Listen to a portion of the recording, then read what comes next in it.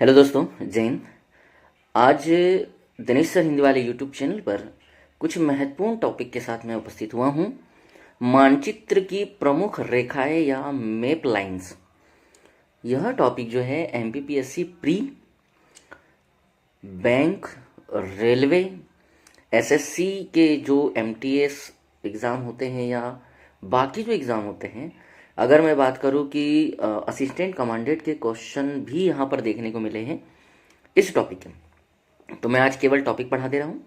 इसके क्वेश्चन के लिए मैं आप लोगों को कल एक महत्वपूर्ण वीडियो के साथ जोड़ दूंगा। तो शुरू करते हैं आज का वीडियो।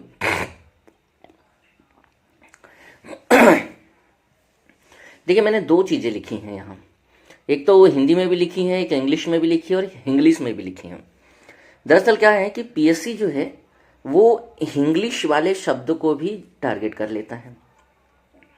अगर आप पिछले पेपर उठाकर देखें, अगर किसी ने सॉल्व किए होंगे तो आपको पता चल जाएगा। तो आज जो है पहला नाम है आइसोबार या समदाब, या इंग्लिश में लिखा है आइसोबार। यह रेखा मानचित्र पर एक समान वायु दाब को प्रदर्शित करती हैं। कुछ कुछ जगह इंग्लिश भी लिखने का प्रयास किए हैं, आप लोग पढ़ सकते हैं। The lines joining the points of equal atmospheric pressure. तबीयत थोड़ा ठीक नहीं है। A line on a weather map that join places that have the same air pressure at a particular time. ये भी हो सकता है इंग्लिश में। अगले बिंदु की तरफ चलते हैं। अगला बिंदु है दूसरे नंबर पर। ऐसी 20 रेखाओं के बारे में बता रहा हूं जहां से क्वेश्चन मुझे देखने के लिए मिले। समोच्च रेखा या आइसोहेप्स। समोच्च रेखा या हाइसोहेप्स समुद्र तल से समान ऊंचाई वाले बिंदुओं को मिलाने वाली रेखा है ये।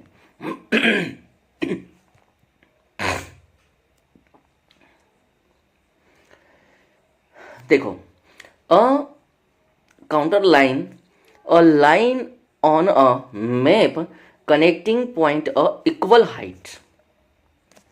ये काल्पनिक रेखाएं होती हैं ना, ध्यान रखिएगा। आइसोबाथ या सम गहरी रेखाएं, और ये क्वेश्चन पीएससी में पूछा गया है, और वो जो पहला वाला था नाम वह भी पूछा गया है पीएससी ने, उसको भी पूछा है। इसको पूछा गया है पीएससी द्वारा। आइसोबाथ। अब अगर मान लीजिए आप पर्यटन करने के लिए, घूमने के लिए जाते हैं और थोड़ा सा घूम कर आते हैं, तो समुद्र के भीतर समान गहराई वाले स्थानों को मिलाने वाली रेखा है। तो जब आप लोग मान लीजिए मालदीव वगैरह जाते हैं या ऐसे बड़े ही अच्छे लोकेशन पर जाते हैं, तो समुद्र में थोड़ा सा नाव वगैरह चलाने की कोशिश तो करते हैं। तो बस नहाने के लिए कहाँ चले गए? अंदर। तभी तो पता लगेगा ना कि कितनी गहराई है। किनारे पर बैठकर नदी और समुद्र की गहराई का पता नहीं लगाया जा सकता। उसी तरह दिनेश सर जो टॉपिक पढ़ा रहे हैं उसको ऐसे ऊपर ऊपर से पढ़कर पता नहीं लगाया जा सकता कि कितनी महत्वपूर्ण चीज़ें हैं। वीडियो पूरा देखिए, पूरे वीडियो देखिए जो पिछले वीडियो बना रखे हैं, तो पता चलेगा। ऊपर ऊपर से देखने से थोड़ी पता चलेगा। आइसोहेलाइन या समलवण रेखा। आइसोहेलाइन, अगर मान लीजिए जहां पर समुद्र में या सागर में लवणता ज़्यादा है ना, तो कोई अगर उसमें चला जाएगा तो हिलेगा ही नहीं बेचारा वो। तो समान लवणीयता के बिंदुओं को मिलाने वाली रेखा।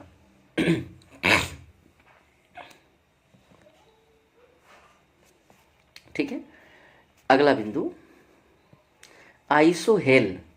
बोले बहुत देर से धूप में खड़े हो तो कुछ लोग बोल ही देते हैं आइसोहेल, मतलब हेल में जाओ, भाड़ में जाओ, है ना, ऐसा बोल देते हैं। धूप में खड़े रहें, कोई पनिशमेंट दे तो। आइसोहेल, इसको गलत वे में मत लेना, एक अच्छे वे में मैं आपको बताने का प्रयास कर रहा हूं। समधूप रेखा आइसोहेल, समान धूप की अवधि को मिलाने वाली रेखा है ये आइसोहेल। अगली है समवर्षा रेखा या आइसोहेड्स। आइसोहेड्स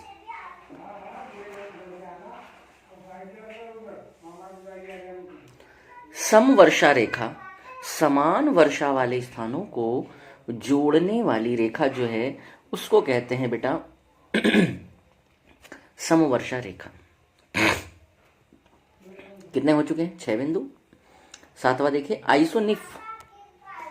आइसोनिफ आपको मालूम है, अगर चाकू को देखा जाए तो नाइफ बोलते हैं, के से शुरू होता है, ये निफ से हो रहा है तो नाइफ ऐसा जोड़ दीजिए। और जब कभी बर्फ वगैरह तो उसमें आपको पता है फोक वगैरह या नाइफ वगैरह से उसको उठा लिया जाता है, ऐसा समझ लीजिए। तो समान हिम स्थानों को जोड़ने वाली रेखा आइसोनिफ कहलाती हैं। बर्फ से याद कर लीजिए, आसान हो जाएगा। अगला नाम है सममेघ रेखा आइसोनेफ। वो आइसोनिफ है और ये आइसोनेफ है। एक समान अवसर मेघाच्छन्नता वाले स्थानों को जोड़ने वाली। मेघाच्छन्न मतलब होता है जहां समान बादल छाए होंगे, उसको कह जाता है समान मेघ रेखा या आइसोनेफ रेखा। अगली है समभूकंपीय रेखा आइसोसिस्मल्स। यह भी क्वेश्चन आ चुका है एग्जामों में, इसके बारे में भी पूछा गया है। क्वेश्चन ये था कि समभूकंपीय रेखा क्या होती हैं। डीआरडीओ के एग्जाम में पूछा है। डीआरडीओ तो आप लोग समझते ही हैं। समान भूकंपीय तीव्रता को मिलाने वाली यह रेखा समभूकंपीय रेखा या आइसोसिस्मल्स कहलाती है। ऐसी 20 रेखाओं तक हमें चलना है जो बहुत महत्वपूर्ण है। बाकी तो आप लोग ज्योग्राफी में पढ़ेंगे ही। ये तो मैं आपको लुसेन का विविध वाला पोर्शन बता रहा हूँ। समताप रेखा या आइसोथर्म। अब आपको मालूम है थर्म मतलब होता है तापमान, और तापमान मतलब ये देखिए यहाँ लिखा भी होगा समान ताप व ऊंचाई वाले चांद बिंदी लगाना भी है ना, ऊंचाई वाले स्थानों को मिलाने वाली रेखा आइसोथर्म कहलाती है। याद हो जाएंगे आइसोब्रॉन्ट या आइसोब्रांट। ब्रांट मतलब तूफान होता है, आपको पता ही हो। तूफान के साथ आने वाली स्थानों की सूचना रेखा कहलाती है आइसोब्रांट। मतलब जहां समान तूफान आते हैं एक ही रेखा में, उसको कहा गया। अगला है आइसोटैक या समपवन वेग रेखा। ठीक है, आइसोटैक समपवन रेखा मौसम मानचित्र पर पवन की समान गति वाले स्थानों को मिलाकर खींची गई रेखा आइसोटैक या समपवन रेखा कहलाती है। अगला आइसोपैच। हिमानी मतलब समझते हो, जो बड़े बड़े हिम चट्टान जो होते हैं उसकी बात कर रहा है। बर्फ के टुकड़े नहीं, यहाँ हिम चट्टानों की बात हो रही। अथवा चट्टानों के समान मोटाई वाले स्थलों को मिलाने वाली रेखा आइसोपैच कहलाती है। स्क्रीनशॉट ले लेना, आपके काम आ जाएगा ये सब। अगला है आइसोफिटे। ये एक महत्वपूर्ण बिंदु यहां से प्राप्त होता है। आइसोफिटे वनस्पतियों की समान ऊंचाई अथवा समान ऊंचाई वाले वनस्पति के स्तरों को मिलाने वाली रेखा कहलाती है आइसोफिटे। अगर आप बहुत फिट है, तंदुरुस्त है, तो कितनी ऊंचाई पर हो आप वहां से जाकर ले आ सकते हैं वनस्पति, है ना। आइसोप्रॉक्ट। आइसोप्रॉक्ट का जो मतलब है यहाँ पर, ये किस रेखा को कहा जाता है, तो मानव जनसंख्या के समान वितरण वाले स्थानों को मिलाने वाली रेखा आइसोप्रॉक्ट कहलाती हैं। ठीक है, अब हम प्रैक्टिकल कहते हैं कि भाई सभी लोग एक जैसी सिद्ध में घर बनाए, बहुत अच्छे से डिजाइन बनाए, ऐसे याद कर लीजिए। अगला है आइसोरेम या आइसोरेम। अब यहां देखिए एक शब्द लिखा है आइसोरेम। अब रेन लिख देता तो बारिश हो जाती, रेम लिखा है तो पाला हो गया, और पाला अभी आप लोग देख ही रहे हो गिर रहा है। तो पाला गिरने की समान मात्रा वाले स्थानों को मिलाने वाली रेखा आइसोरेम कहलाती है। अगली रेखा है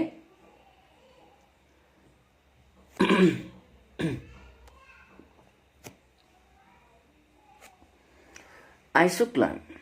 आइसोकेम का मतलब होता है औसत शीत की तापमान की समानता वाले, शीत मतलब ठंडा, तापमान की समानता वाले स्थानों को मिलाने वाली यह रेखा कहलाती है। अगला है आइसोपाइकनिक। ये एक नया नाम आप लोग देख पा रहे होंगे, आइसोपाइकनिक। अब पिकनिक मनाने जाएंगे तो बहुत सारे अगर दोस्त जाएंगे 1 जनवरी को तो घनत्व ज़्यादा हो जाएगा, और अगर खुले में जाएंगे जैसे कोई वोकेशन वगैरह नहीं है या कोई महत्वपूर्ण त्यौहार या तिथि नहीं है तो उस समय भीड़ कम होगी। तो ऐसे याद रख लीजिए आइसोपाइकनिक। आइसोपाइकनिक मानव जनसंख्या के समान घनत्व वाले स्थानों को मिलाने वाली रेखा है। अगला है आइसोफाइट। अच्छा, ये तो अपन ने पढ़ लिया आइसोहाइट, फाइट। आइसोपाथ। आइसोपाथ जो है भूगर्भिक अथवा भूभौतिक परत की समान मोटाई वाले बिंदुओं को मिलाने वाली एक रेखा है। तो यह वीडियो कैसा लगा आप लोगों को कमेंट जरूर कीजिएगा। जो लोग पहली बार दिनेश सर हिंदी वाले यूट्यूब चैनल के साथ जुड़ रहे हैं वो बेल आइकन को प्रेस कर लीजिए, लाइक कर लीजिए, सब्सक्राइब कर लीजिए चैनल को, और आपको जितने भी वीडियो मैंने बना के रखे हैं प्लेलिस्ट में जाइए और वहाँ से आप लोग देख सकते हैं। इसके एमसीक्यूज जो है वो कल आप लोगों को वीडियो में देखने के लिए मिल जाएंगे। तो आज के लिए इतना ही। स्वास्थ्य